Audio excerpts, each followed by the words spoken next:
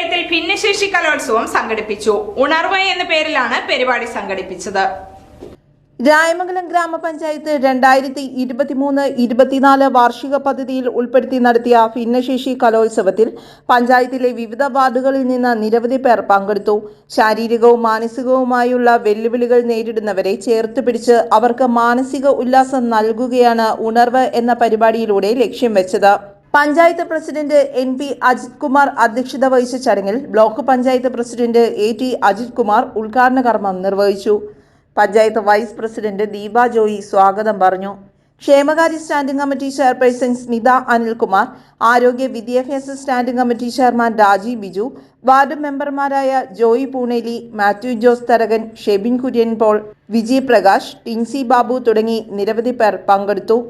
Film ആർട്ടിസ്റ്റും നാടൻപാട്ട് കലാകാരനുമായ Vijesh S. Raman, Prashant Thrikkalathoor എന്നിവർ മുഖ്യ അതിഥികളായി പങ്കെടുത്തു.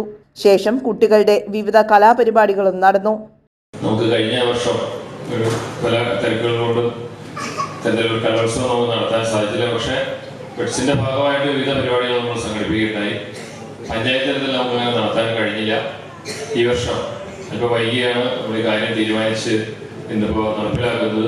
ഇലക്ഷൻ്റെ ഒരു അടുത്ത് വരുന്നതുകൊണ്ടാണ് വളരെ പെട്ടെന്ന് തന്നെ 2-3 ദിവസത്തെ ഒരു പ്ലാനിങ്ങിലാണ് ഈ പരിപാടി സംഘടിപ്പിച്ചിട്ടുള്ളത്. അതിൻ്റെതായ പോരായ്മകൾ കണ്ടേക്കാം.